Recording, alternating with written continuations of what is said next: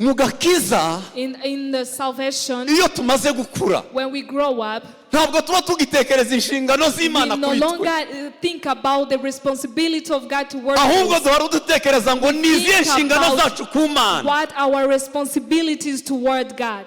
Yesu ntabwo yasize imbuto, Jesus did not leave fruits. yasize icyitwa ingemwe. He left the seeds. Iriya ni process yo kwera imbuto. When it's a process of bearing a fruit, akabuto gahereye ku cyambere kagwa mu butaka, the first step of a seed, it falls kageze down mu into the butaka, soil. kageze mu butaka karapfa, When it reaches into the soil, it dies. kamaze gupfa kiyambura uwundi mubiri. After it being dead, it removes the skin on itself. hakaza intambwe ya gatatu yitwa And there kuzuka. comes the last process, the third one of being resurrected. hakazuka akantu kari soft, And there comes something very soft. akantu koroheje cyane kitwa Something umugondoro. very soft that looks like ikintu kimwe kijya kintangaza ku mugondoro what we call a grain nuko ubutaka bujya buwubisa. is that a soil can hold it. Imana ishimwe cyane. Praise the Lord. turongera gushima Imana kubw'uyu mugoroba mwiza. We give thanks to God for this beautiful evening. Imana igize neza kongera kuduha aka kanya. We thank God for giving to us this moment. turihuta kugira ngo tuganire ijambo ry'Imana. We're going to talk about the Word of God. turabikora twihuse cyane, We'll do it quickly. ariko nongera kubaha mwiriwe kandi But I'm greeting you again. Imana ibahe umugisha cyane. May God do good to you. kadusome ijambo ry'Imana. Let's read the Word of God. Zaburi ya 90 Psalm 90, umurongo wa 13 verse 13. umurongo umwe. We'll only read one verse. Zaburi ya 90 Psalm 90, umurongo wa 13. verse 13. Uwiteka garuka, ko watinze uzageza ryari? Return, O Lord, how long, and have compassion on your abagaragu servant. bawe uduhindurire umutima. Have compassion on your servants. Abaroma 12 umurongo wa mbere no wa kabiri. Romans chapter 12, verse 1 up to 2. Nuko bene data ndabinginga kubw'imbabazi z'Imana ngo mutange imibiri yanyu ibi bitambo bizima byera bishimwa n'Imana, ariko kuyikorera kwanyu gukwiye. Kandi ntimwishushanye n'abiki gihe, ahubwo muhinduke rwose mugize imitima mishya, kugira ngo mumenye neza iby'Imana ishaka, ari byo byiza bishimwa kandi bitunganye rwose. Amen. Amen. I beseech you, therefore, brethren, by the mercies of God, that you present your bodies a living sacrifice, holy, acceptable to God, which is your reasonable service. And do not be conformed to this world, but be transformed by the renewing of your mind, that you may prove that what is that good and acceptable and perfect will of God. Yohana 12:35 na 36. John chapter 12 12:35 12, verse 35 na 36. and 36. Yesu arababwira ati, hasigaye umwanya muto umucyo ukiri muri mwe. Nimugende mugifite umucyo utarabirira mukiri mu nzira, kuko ugenda mu mwijima atamenya iyajya. 36. Mwizere umucyo mugifite umucyo, kugira ngo mube abana b'umucyo. Yesu amaze kuvuga atyo aragenda arabihisha. Amen. Amen. John chapter 12, verse 35 and 36.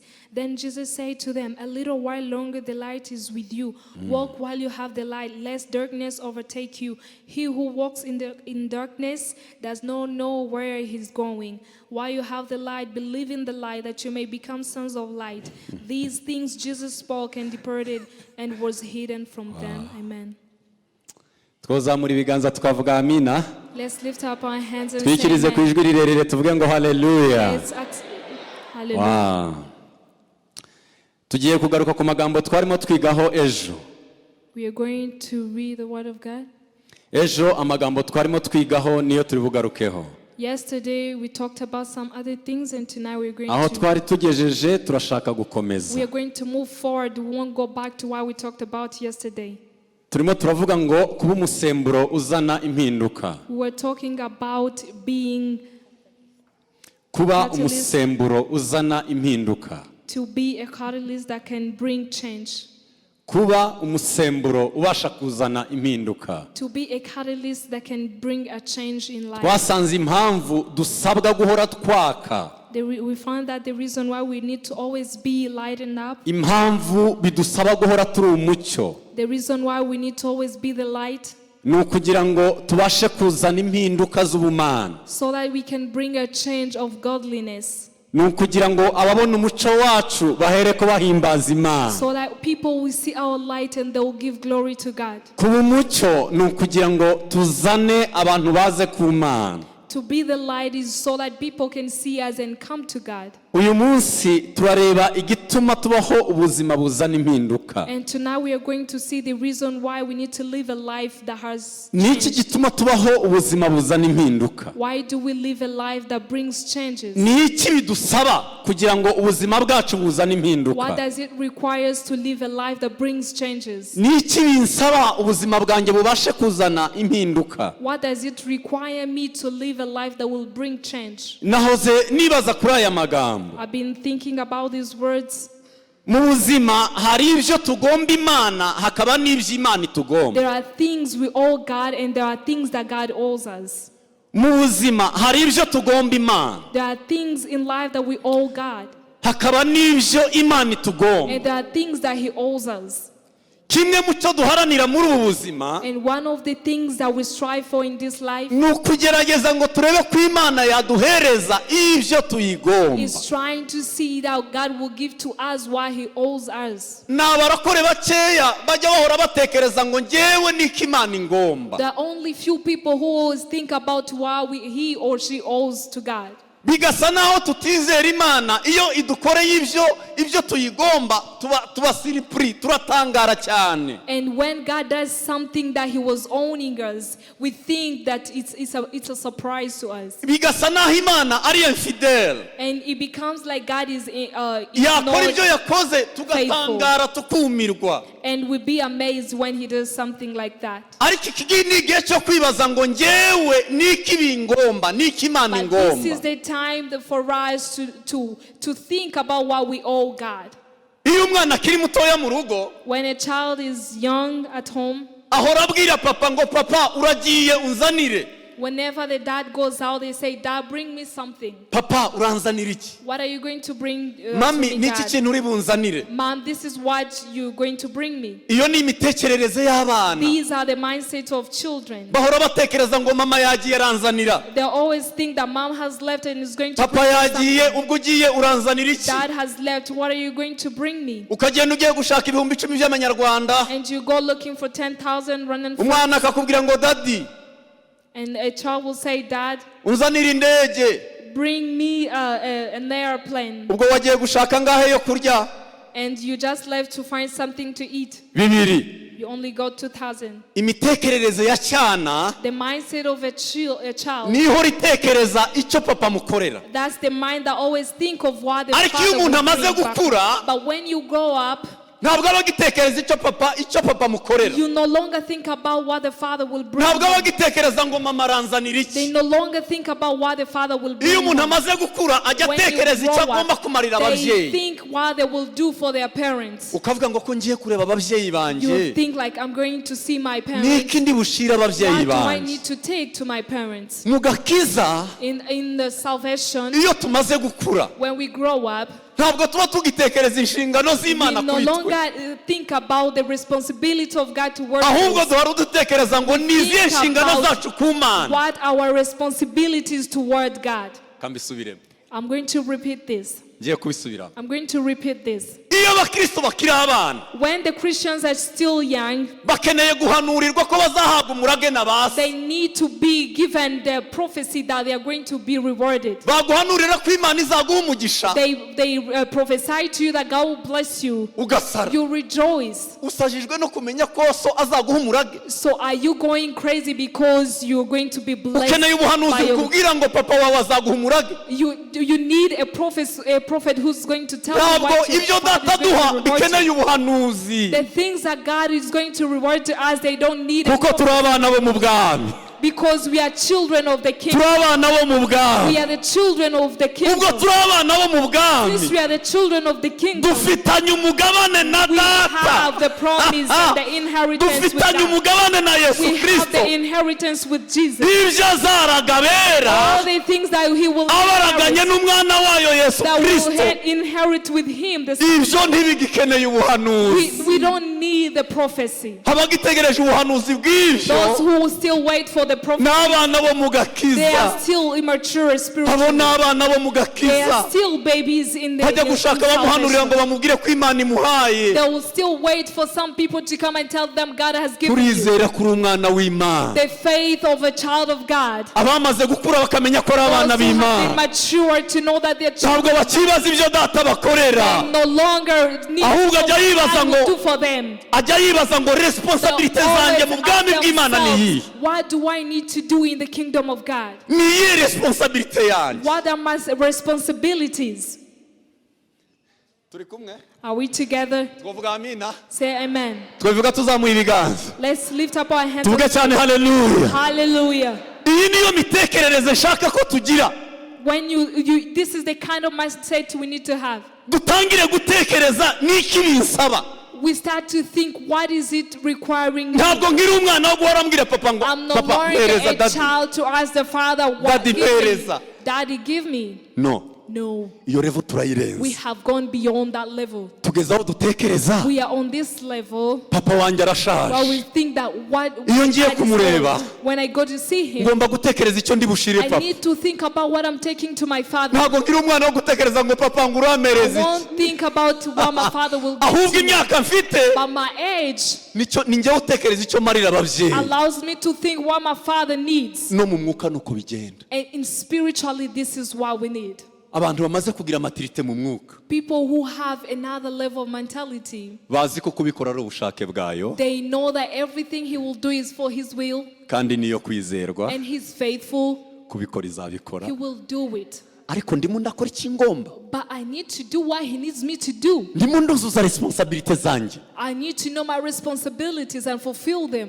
Iki turi kwiga rero And what we are learning, si iby'Imana, si ibyo tugomba Imana. it's not what God owes us. Turimo turiga Imana iratugomba iki muri ubu buzima We bwa are learning Kristo. about what we owe God.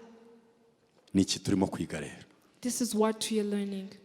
Hanyuma turagaruka kuri ibi bintu. Therefore, we're going to talk about this. Iyi itorero rimaze gufata responsibility, When the church has taken responsibilities, ritakiri muri ya matorero yo guhora atekereza ngo twagiye ibyo njya nyita ngo ni icyokere, and you no longer part of the churches that say we're going to eat this and that. tukaba tutari itorero ry'icyokere. And we are not a church that is warm. Iryo torero rijya ryubaka ibintu bibiri. This church builds two things. Itorero rifite uwo murimo, The church that has this kind of responsibility, umurimo wo kuzana impinduka. the first change is to the first Iryo word torero, is bring change. iryo torero ryubaka ibintu bibiri. This church builds two things. Icya mbere The first, ryubaka igikuta, it brings a wall. igikuta. A wall. Itorero ryubaka igikuta, A church builds a wall. igikuta kirekire A very tall wall. kimariki. Why this tall Kubera high iki wall? itorero rigomba kubaka igikuta? Why does a church need to Niwo murimo wa build mbere a high wall? w'itorero. Because that's the first work of the church. Iyo itorero rifite gahunda yo kuzana impinduka z'Imana, When a church needs to bring changes of godliness, ryubaka igikuta. they build a high wall, Igikuta kirekire. a very high wall. Iki gikuta kimariki. What's the use of this wall? Kiba kirimo kirimira ngo isi itaza mu itorero. It be putting a barricade of the world not entering in the church. Bariyeri y'uko isi A itatwinjira. barrier of the world not entering in the church. Itorero rikubaka amahame. And the church builds principles. Siyo mumvuge amina. Say amen. Twongere haleluya. Hallelujah. Iki ndimo kwita igikuta This thing I'm calling a ni wall. amahame There are principles itorero ryubaka the church builds atuma isi itinjira. that will cause the world not to enter in the church. Iyo itorero rimaze kubaka icyo gikuta, When the church finishes to ku build ruhande this rwo wall, hirya ryubaka ikiraro. the other part you build a bridge. ryubaka igikuta, you build a wall, ku rundi ruhande rikubaka ikiraro. and on the other side you build a bridge. Isi ntize mu itorero, The world won't enter in the church, ariko ryarangiza rukubaka ikiraro kijyana and then itorero mu they isi. build a bridge that will take the church to God. Wow. Hallelujah. Ibi ndabikunda cyane. I love this. Igikuta, You bring, you isi build ntize a mu high itorero. wall so that the world won't enter in the church. ikiraro A bridge kijyana itorero mu that isi. takes a church away from the world. Ntabwo dushaka ko isi iza mu itorero, We don't want the world to enter in the church, ariko dukeneye ko itorero rijya mu isi. but we need the church to go in the world. Kambisubiremo. Ntabwo dukeneye ko isi iza mu itorero, We don't want the world to enter in the church, ariko turashaka ko but we itorero need the church rijya mu isi. to go in the world. Isi nta murimo ifite mu itorero, The world has no work in the church, ariko itorero but rifite the umurimo mu church isi. had a work in the world. Niyo mpamvu That's why tujya twubaka ikiraro kitujyana mu isi, build the bridge that take us to the world, kuko twebwe tuhafite umurimo. because we have the work there. Dukeneye ku influence isi, We need to influence the world, ariko ntidukeneye ko isi itwe but we don't influence. need to be influenced by the world. Hallelujah.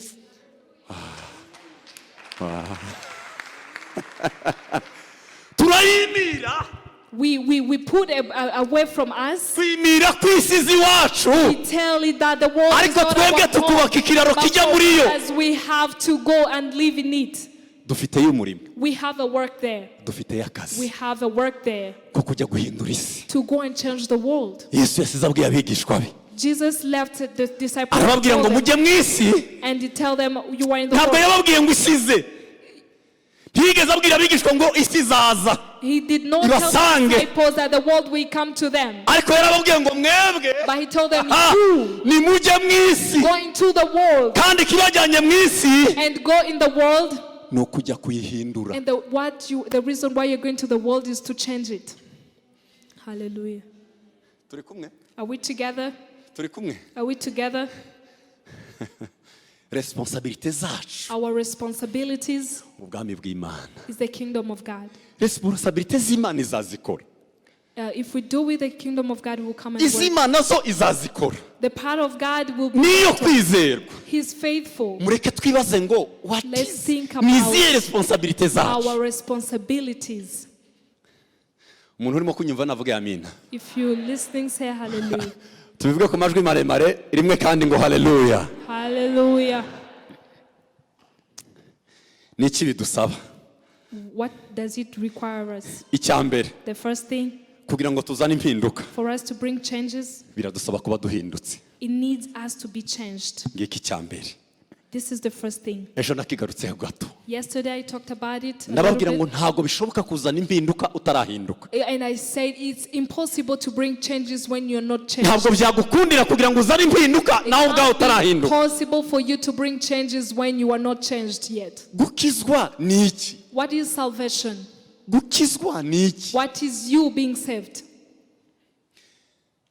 Gukizwa Being saved, ni njyewe wari utoye inzira ijya kurimbuka. it's me who was in one way, Inzira injyana kurimbuka.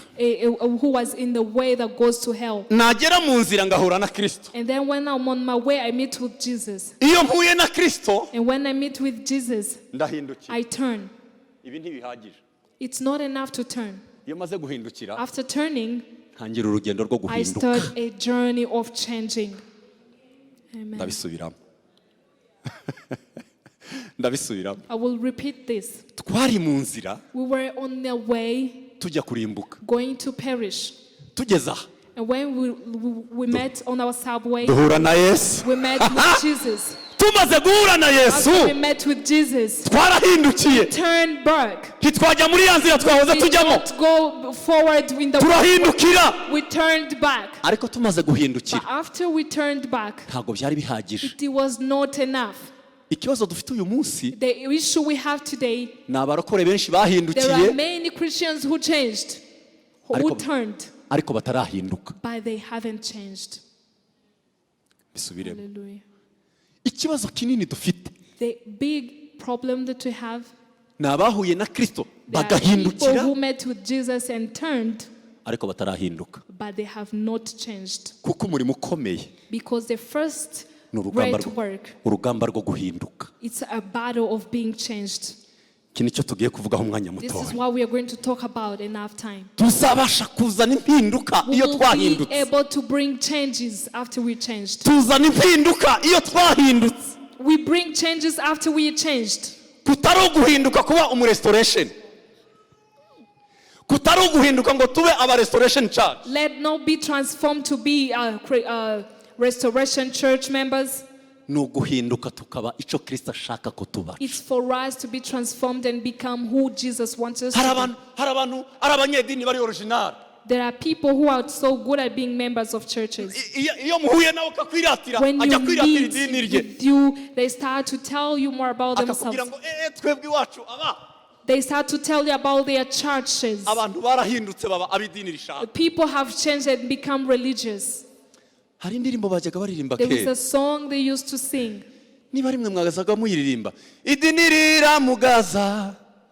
Idini ririca. The religion. irashaba kisoka ndiriyo by'imitima y'abantu.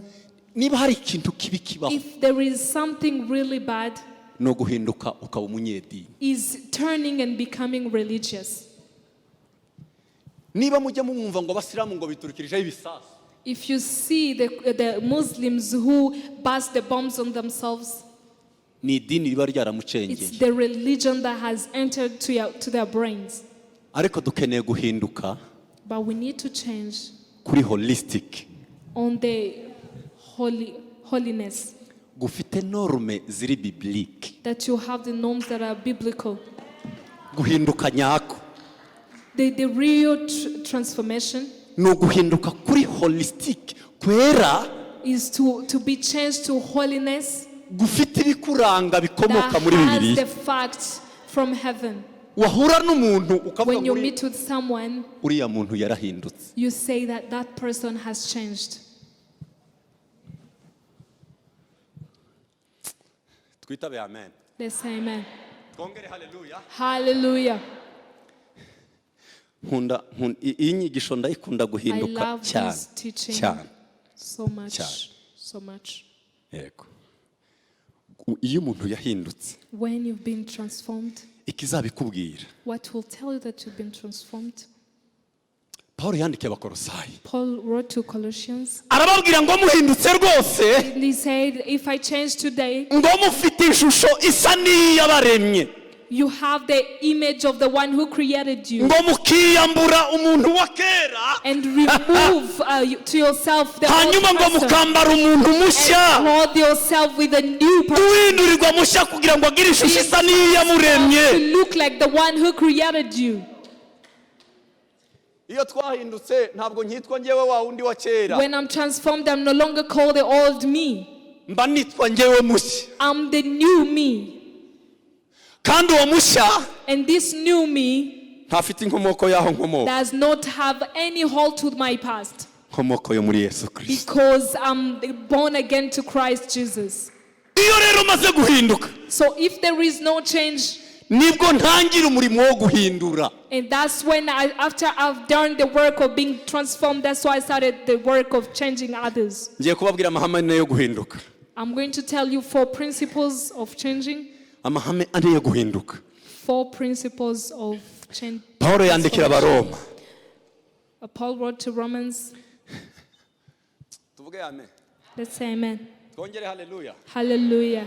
Tuvuge tuzamuye ibiganza haleluya. Hallelujah. Twongere cyane haleluya. Hallelujah. Asifiwe Yesu haleluya. Praise the Lord. Ainuliwe Yesu haleluya. Hallelujah. Guhinduka. Being transformed. Ikimenyetso ko twahuye na Kristo. We get transformed when we meet with Jesus. Guhinduka, Being transformed, ce n'est pas les voix passives. it's not a past. Passive voice. It's not a passive voice. Ce n'est pas les voix actives, mais c'est les voix passives. It's a passive. Hari ibyo twigaga kera tukavuga ngo les voix actives ngo c'est lorsque le sujet fait l'action. Hanyuma tukavuga ngo voix passive c'est lorsque le sujet subit l'action. siko twavugaga. That's why we used to Abizi say. igifaransa kera sivyo twavugaga. Those who learned French. Lorsque le used to sujet fait say, l'action et lorsque le sujet subit l'action. it's an action. Guhinduka ntabwo ari sujet qui fait l'action. Being transformed is not theoretical. It's an Ntabwo ari action. njyewe ukora icyo gikorwa. It's me. It's not me who says what I'm going to do. Ahubwo ni igikorwa gikorgerwa kuri It's njye. an action that is worked on me. Njya nishira mu maboko I y'Imana put myself in the hands of God, ikampindura bisa and then nuko He ishaka. changes me into the one He wants. Ce n'est pas moi le sujet qui fait l'action, I'm not the one who does the change, mais c'est le sujet qui subit l'action. but the change that changes me. Ni igikorwa cyabaye kuri njye, It's an action that happened on me, umpindura akampindura bisa and nuko the we one who ashaka. changed me into the image that He wants. Hallelujah.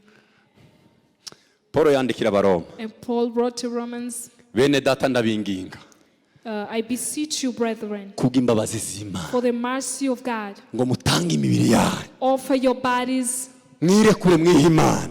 and consecrate yourself to God. Hanyuma ababwira ijambo rikomeye, And he said a great arababwira ngo ntimwishushanye n'abo mushaka do guhindura. not comfort yourself. Umva ayo magambo, ntimwishushanye n'abo mushaka guhindura, Do not comfort yourself to the one you want to ntimuse change. n'abo mushaka guhindura, Do not look like the people you want to ahubwo change. mwebwe muhinduke rwose. Be changed, be transformed. Ntimuse nabo. Do not look like them. Torero mureke mbabwire, Let me tell you this, church. mw'isi iyo utabaye icuma gicura uba icuma gicurwa. When in the world, when you are not a sharpening iron, they shape you. Mw'isi In the world, iyo utemeye kuba icuma gicura when you're not you don't accept to be a sharpening iron, uhinduka icuma you gicurwa. be a sharpened iron. Kandi igitangaza, And the amazing thing is this: isi yiteguye kuducura, the world is ready to sharpen us. iri tayari. It is ready. Hari abakobwa b'inshuti zawe You have your lady friends biteguye kugucura who are ready to change you bakaguhashe. and put you on the right shape. Hari abamama b'inshuti zawe There are the women bari tayari, who are ready. bafite matiriyo They have all the materials ngo bagucure. to shape you. Nutemera kubahindura If you're not ready to change them, they baraguhindura. will change you. Hallelujah. Icyo Imana iduhamagarira, The reason why God calls us, icyo Imana the iduhamagarira reason why God calls us, or the reason He ni calls you, ukugira ngo tubacure, is for us to transform them. apana ngo bo baduhindure. Not them to transform us. Ni ukugira ngo twebwe tubahindure. For us to go and change them. Kambabwira aya mahame ko arane, Let me tell you this. amahame yo guhinduka. These are the 4 principles of changing. Ihame rya mbere, The first one, guhinduka birashoboka. it's possible to be transformed. Guhinduka It's possible birashoboka. to be transformed. Niho ndababwira guhinduka gutuma duhindura. I'm talking to you about the transformation that brings changes. Kuko iyo tumaze guhinduka Because after being transformed, nibwo duhindura. we'll be able to transform others. Twebwe twarahindutse. Are we transformed? Icya mbere That's the first thing. birashoboka. It's possible. Kandi impamvu bishoboka And the reason why it's possible, ni uko dusaba guhinduka because the one who asks us, who beseeches to be transformed, ni nawe bidushoboza. and He's the one who gives us the power. Ndabikunda. Udusaba guhinduka The one who asks us to be transformed, yiteguye no kuduha imbaraga zituma He's duhinduka. ready to give us power to be changed. Birashoboka. It's possible. Ubwo byashobotse ko mwene Mana yemera kuba mwene Since it muntu, was possible for the one that God accepts, byari ukugira ngo ashoboze mwene muntu nawe ahinduke kuba mwene Mana. I pray that He will be able to change others. Ubwo byakunze ko yambara kuba muntu, That he was able. ubwo byakunze ko yambara kuba icyaha, That he was able to be. byari ukugira ngo ashoboze kwambara Was gukiranuka, able that he clothed himself with righteousness. byarakunze ko yambara kuba Was icyaha able that he would clothe himself with sin, kugira ngo ashobose kwambara so that we gukiranuka. can be able to be enabled to be clothed with righteousness. Birashoboka. Hallelujah. It's possible. Birashoboka. It's possible. Icya kabiri, The second, biri personal, it's personal. ni ibyawe ku giti cyawe. It's personal. Guhinduka si ibya restoration, Transformation is not about the church. guhinduka ni ibyawe wenyine. Transformation is personal. Hallelujah. Guhinduka. Transformation. Ntabwo abagabo bazicara ngo bajye inama yo guhinduka. Men won't sit down and talk about how they're going to be transformed. C'est la décision personnelle. It's a personal decision. Abamama ntibazahura. Women will not come together. Ba restoration ngo twicare. The women of Murabona. let's sit down and talk. Tujye inama yo guhinduka. Let's make a decision of how we can change. No, it's one person. Single person. Personal decision.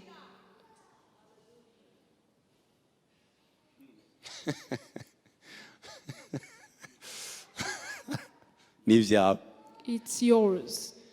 Niho ndareka ngo uvugane n'umutima wawe. I want you to speak to your heart Ubwire umutima wawe ngo guhinduka ni and tell ibyanjye. your heart that changing is mine. Ganiriza umutima wawe. Talk to your heart. Vugana n'umutima wawe. Speak to your heart Ubwire umutima wawe ngo and say to it that guhinduka ni ibyanjye.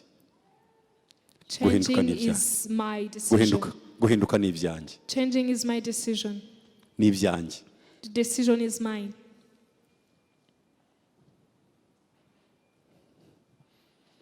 Ntabwo ari iby'umugabo n'umugore. Si igikorwa cy'umugabo n'umugore. It's not an action of a husband and wife. Ni icy'umugabo atekereza mu mutima nijoro. It's a decision a man thinks about in the night Fasha umwanzuro wo guhinduka. and say, I've taken a decision to change. Umugore Hallelujah. yakureba And when a wife sees you akavuga ngo sigaye mbana n'undi muntu mushya. and say, I'm living with a different person. Umugabo yakureba And when a husband sees the wife, akavuga ngo muri iyi minsi mbana n'undi I'm muntu living mushya. with a different kind of wife. Hallelujah. Abaturanyi babire And when your neighbor sees you, bakavuga ngo nukuri yarahindutse uriya they n'undi say, muntu mushya. truly she has changed.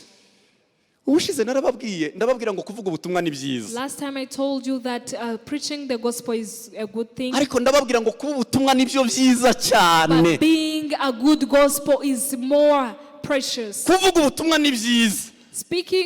Preaching the gospel is a good thing. Turamutse tugiye muri quartier tukajyana Bibiliya turimo We turabwiriza ni go into byiza. the neighborhood and preach to the Ariko people. icyiza kiruta icyo ngicyo. But more than that, Ni njyewe wabaye ubutumwa. I'm the one who has become the gospel. Ntibajye gusoma Bibiliya. Let them not go to read the Bible. Simvuze ngo abantu ntibasome. I'm not saying that people should stop reading the Ariko Bible, bijya byanditse muri Bibiliya but all the things that are written in the Bible, bakabinsoma. let them be read in me when they meet me.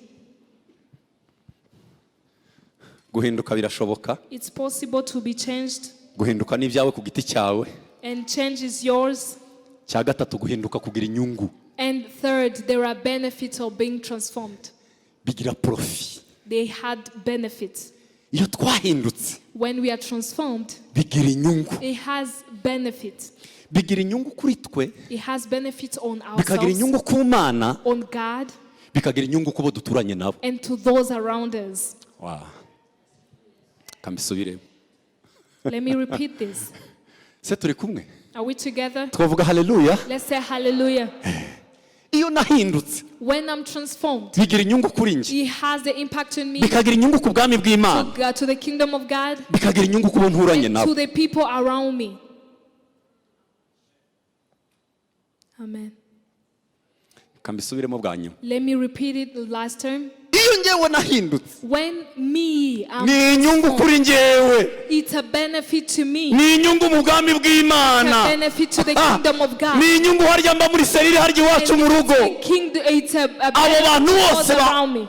babona inyungu mu guhinduka kwawe. These people see a reward of me being transformed, a benefit of me being transformed. Wow. Tujya duhindukira hehe? Where do we run to? Ku musaraba Where do we mwiza. get the benefits to? It's from the cross.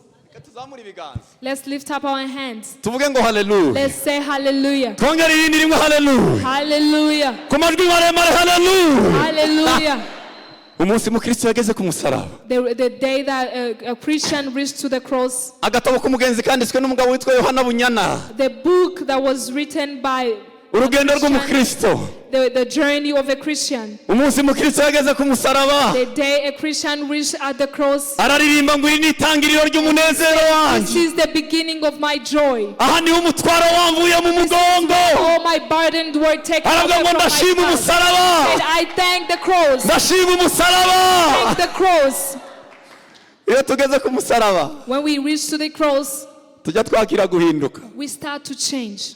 mukristo ngo yarahageze ahura n'abagabo batatu A Christian met 3 men at the cross, umwe ngo aramubwira ngo dore ukwasa and one said, look at how he looked. iyo myenda wambaye irasa gute He said, how do you ngo look? arabanguka cyane And he came rushing, ngo amwambura imyenda yari yambaye and he started to remove all the dirty clothes, ngo amwambike iyindi and myenda he brought a new garment to him. undi araza aramubwira ngo Another one said to him, wa mugabo we you man, urajya he where are you going? aramubwira He said, aramubwira ngo dore umuzingo w'igitabo this is the book. akira igitabo This is the book. uzajya ugenda usoma Go read it. kizakubwira amakuru y'uru It rugendo will tell you all the news of the journey. uwa gatatu ngo araza And the third came amushyiraho ikimenyetso and put a mark on him. amushyiraho He ikimenyetso put a mark on him. icyo kimenyetso murakizi Do you know that mark? yari amushyizeho umwuka wera He put as Holy Spirit. niyo magambo paul yanditse These are the words that Paul aravuga ngo wrote. natwe yadushyizeho ikimenyetso He has put kandi icyo kimenyetso yadushyizeho and this mark ngo ni umwuka wayo wera Holy Spirit.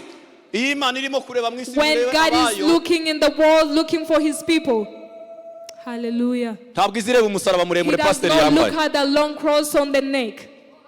ntabwo ajya areba He kororome does not look at the great tie you have placed on your neck. ajya areba bariho He ikimenyetso looks cy'umwuka at the wera mark of the Holy Spirit upon your head. Hallelujah. ikimenyetso cy'umwuka The wera mark of the Holy Spirit.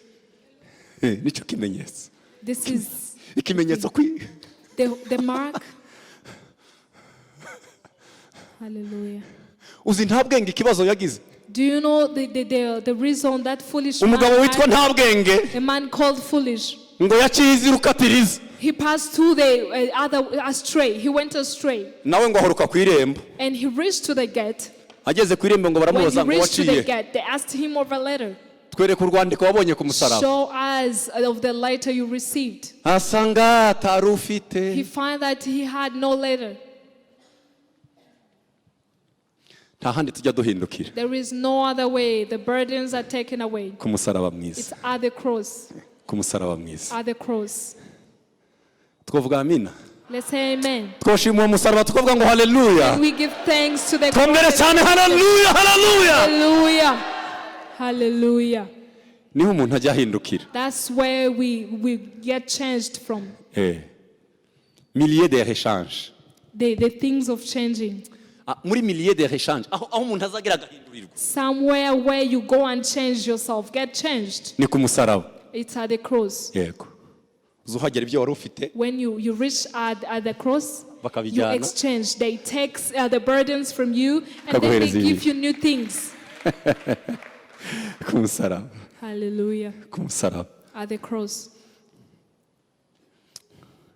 nahoze mbabwira icya kane cyo guhinduka The fourth icya kane principle of changing. guhinduka ni umurimo ukomeza This is a continuous work.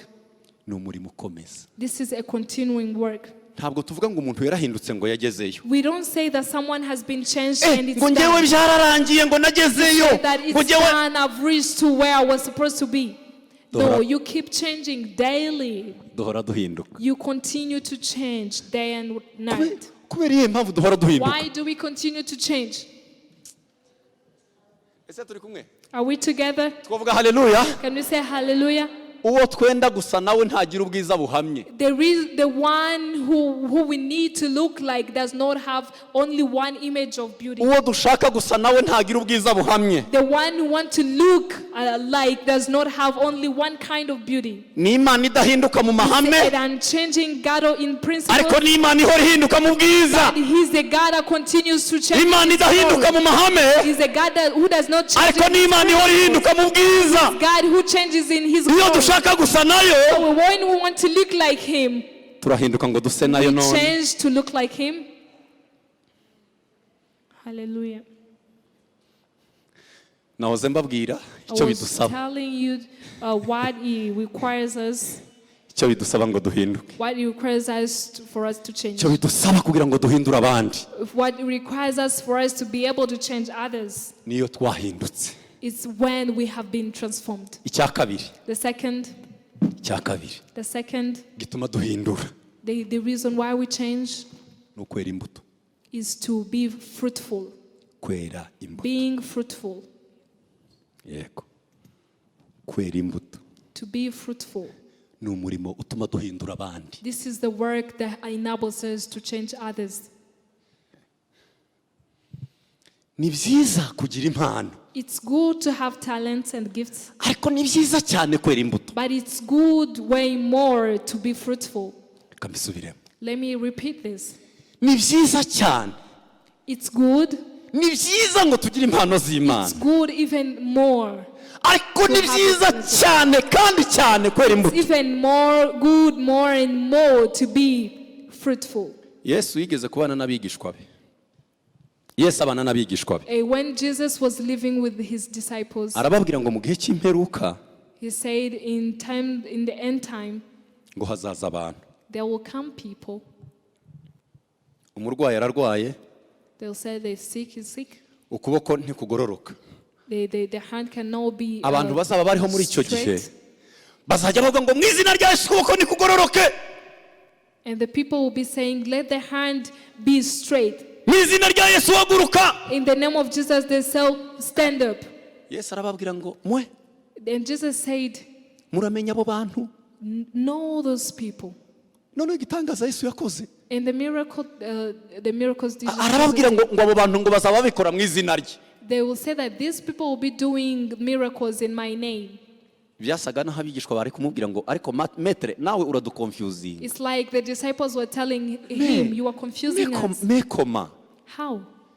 Bazahagurutsa abarwayi. How they will tell ibirema the bizagenda. lame to stand up, Ibipfamatwi bizumva. the deaf will hear, Abarwayi bazakira. the sick will be healed, Kandi babikore mu izina ryawe. and they will do all those things in your name. None niko turimo kutubwira ngo abantu ntabwo So azabara why are abantu. you telling us that these people are not right? Yesu ababwira ikintu gikomeye. And Jesus told them a great things. Arababwira ngo abanjye He said, those who are mine, ntibaza bamenyekana ku bitangaza bakoze. they are not known by the miracles they Baza perform. bamenyekana ku mbuto They are bera. known by the fruit. Barakore bakuze. The mature Christian, Ubu turimo turirukanka aho kujya gushaka Imana ngo tugiye now we gushaka. are running instead of going Barya running to ntashatse God, we are kuvuga. running to Barya find turimo kujya miracles. gushaka. They are running to go find. Ntimubaza abo turimo kujya gushaka. You're really running to go find some other things? Tutitaye ngo barera izihe mbuto. Regardless of the fruits they bear, Muri ibi bihe bazaza. they will come. Bazaza muri iki gihe. In this kind of time, they will come. Ariko dufite icyo kwibaza. But we need to ask ourselves, Barimo barera imbuto. are they bearing fruit? Barimo barera imbuto. Are they bearing fruit? Nicyo kimenyetso That's the sign cy'abafite Imana. of those who have God. Nicyo tugira muri twebwe This is what we have in us bigatuma abo tubana that causes not babasha to be. guhinduka. It's possible for them to be transformed. Ntabwo impano tugira zihindura abandi, The talents we have does not change other people, ariko imbuto twera zihindura abandi. but the fruits we bear can change other people. Siyo muretse nkabisubiramo. I don't know how I can repeat this.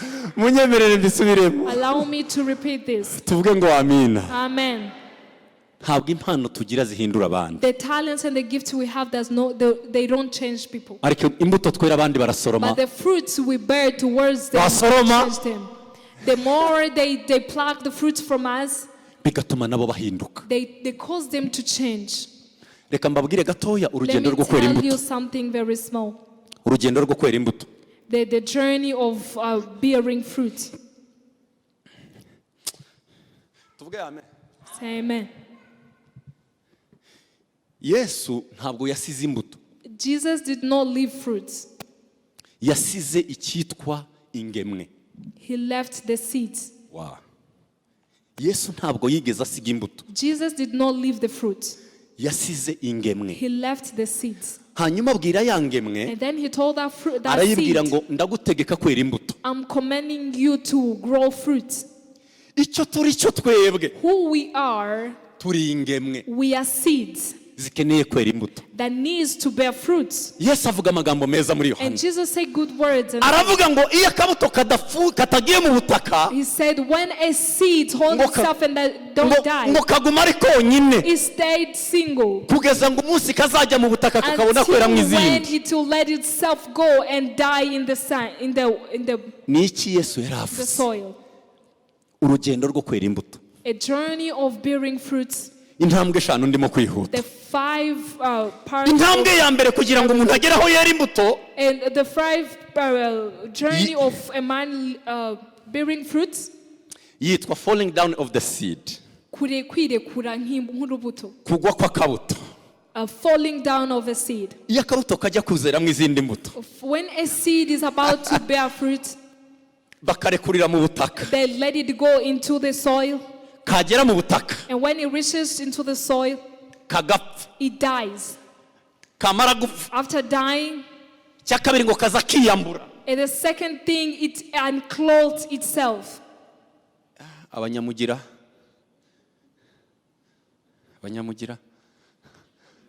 abanyamugi, The town people, mwabonye aho batera igishimbo? the city people, these are the ones. Mwari mwabona igishimbo uko bigenda? Do you see a bean? Iyo bagitereye mu butaka When they put a bean into the soil, kigerayo kikabora, it first gets rotten. kigapfa. It dies.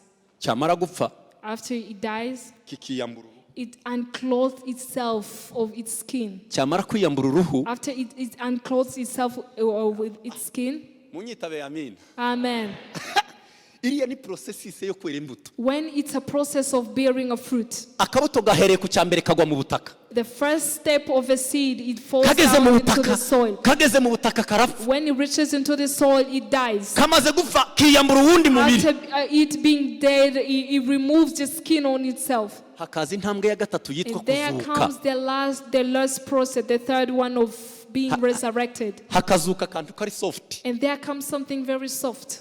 akantu koroheje cyane kitwa Something umugondoro. very soft that looks like Ikintu kimwe kijya kintangaza grain. ku mugondoro what we call a grain nuko ubutaka bujya bubisa. is that a soil can hold it. Ubutaka bukabisa umugondoro udakomeye, And the soil starts to go away from the grain.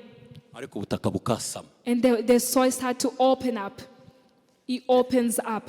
Mujya mubireba? And you see it. Uko waba ukomeye kose ntiwokubita ingumi ubutaka ngo buguhereze inzira. Whatever, how hard, strong you can be, you cannot punch the soil to open the way for you. Ubutaka bujya bumena bukabisa umugondoro. But the soil gets to know that the grain wants to come out. Niki mujya mutekereza? This is what we call the mindset.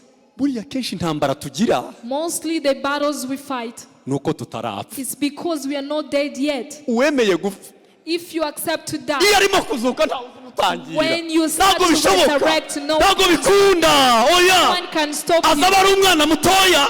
Even if you may be a little child. Oya. Say, no. No. We ntagifite umubiri, They no longer have the body. yarapfuye. They have died. Haje undi muntu mushasha utagira This is intambara a new n'abanyamubiri. creation. Ntagira intambara n'abanyamubiri. They don't have the battles with those who wear the flesh. Hakaza intambwe ya gatatu yitwa There gukura. come the third part of growing. Iyo kamaze gukura When it starts to grow, kazagara ku ntambwe ya gatanu yitwa kwera imbuto. it goes to the fifth part of bearing the fruit. Ndaje mbabwira aya makuru I'm rero. going to tell you this news. Uyu munsi turabwira abarokore ngo ni mwera imbuto. This time we are telling the Christians to Abakristo mwera imbuto. Christians go and bear fruits. Ni intambwe. It's a process. Banza wemere kwemera guca bugufi. Start to be humble. Emera kwiyambura wowe. Start to remove and clothe yourself with your pride. Emera kwica wowe. Accept to kill yourself. Kambabwira iri banga. Let me tell this secret. Kristo ntajya abana nawe muri wowe.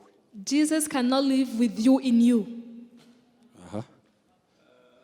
Kristo ntiyabana nawe muri wowe. Jesus cannot live with you in you. Muri wowe habamwe intebe imwe. In you there is only one seat Yicaraho wowe that has to sit cyangwa hakicaraho with you. Kristo. You or Jesus. Ariko wowe nawe ntibajya But babana. you and him cannot work. iyo mwumva Pawulo avuga ngo nyamara njyewe ntakiriho mwatekerezaga ko yagiye he? When Paul was saying it's no longer I who lives, who yazaga lives? babwira ngo yabambanywe na Kristo, we yarapfuye ntakibaho, Kristo niwe usigaye uba muri we. Christ who lives in me. Ntabwo bidukundira kubana na Kristo It mu does gihe not batwebwe bakiri allow bazima. you to sit, you and Jesus, in the seat that you have. Biradusaba kubanza kwirukana batwebwe. It will require you to remove yourself kemera gupfa, and accept to die. wamara gupfa And after you die, ugatangira urugendo rwo gukura. you will start a journey of being resurrected. Umukristo azakura gute? And how will a Christian grow? Tuzabikomeza ejo. We'll continue tomorrow. Mbabwira intambwe z'umukristo ajya Let me kuramo. tell you the steps of a Christian growth. Turi mu rugendo rwo kwera imbuto, We are in the journey of bearing ariko fruit. muri urwo rugendo rwo kwera imbuto But this journey of bearing ni fruit, ukugira ngo abandi basorome nabo, so that others can pluck the fruits from us. hanyuma tubahindure. And then we'll be able to transform them. Kadusenge. Let's pray. Warahindutse, Have you been transformed? keneye guhinduka, That's the only thing you need. Do you need to change? keneye guhinduka. Do you need to be transformed? Kadusenga n'Imana, Let's pray together. tubwire Imana ngo dushoboze. Let's tell God to enable us. Udusaba guhinduka The one who asks us to be changed ni nawe dushoboza is guhinduka, the one who changes us. ariko tubwire Imana ngo wabidushoboza. And tell God to enable us. Birashoboka ko impamvu abaturanyi banjye batahindutse, Is it possible that in this journey you have not been transformed? birashoboka ko ariko ntarahinduka, It's possible that you're not yet transformed. ariko ndashaka guhinduka. But you need to be transformed. Ese imbuto zanjye abandi bazisoromaho bagakira? Can my fruits be beared by my children? Imbuto nera nizo basoromaho kugira ngo nabo The bakizwe? fruits I bear, can other people pluck on them and be changed? Hari icyo umutima urimo kukubwira, I'm speaking to Christians. hari icyo umutima urimo kukubwira. There is what the Holy Spirit is speaking Haguruka to you. dusenga n'Imana, Stand up and we pray together. ubwire Imana ngo nshoboza kwera And imbuto, tell God to enable you to bear ubwire fruit. Imana ngo nshoboza guhinduka. And tell God to enable you to be transformed. Reka dusenga Imana, Let's pray to God. ariko wahaguruka tugasenga. But you can stand up and we pray. Mana yacu kandi mwami wacu, Our Heavenly Father and our nyirijuru gakiza kacu, our salvation, turasenze muri uyu mugoroba. we pray tonight. Ni igihe cyo kwiga ngo tumenye ibyo This is the tugombaho. time to learn and know what we owe you. Mbwira Yesu icyo ngombaho, We need Jesus. mbwira Yesu icyo ushaka ku buzima Tell me, bwawe. Jesus, what I owe you. Inshuro nyinshi nkubwira ibyo nshaka, Tell me what, not what ariko I want. harageze ngo menye icyo ushaka nawe ku But buzima let it bwawe. be what you want. Urashaka ko nkora iki? What do you want me to do? Mwami Yesu, Heavenly mwami Yesu, Lord Jesus. abandi bazaza kuri wowe ariko tweze imbuto People will z'abizeye, run away from you, but abandi bazaza kuri wowe ariko twahindutse. people will come to you and Widushoboze Yesu, udushoboze guhinduka enable kugira us ngo tuzabashe guhindura abandi. so that we can Uduhe be imbaraga zituma duhinduka mwami that Yesu. strength to change. Ni wowe twizeye gakiza kacu. The only one you Urakoze Yesu mwana w'Imana. We thank you, Son of Tugukomeye God. amashyi menshi We cyane. give you a round of Mu izina applause. rya Yesu. In the name of Jesus. Amen. Amen.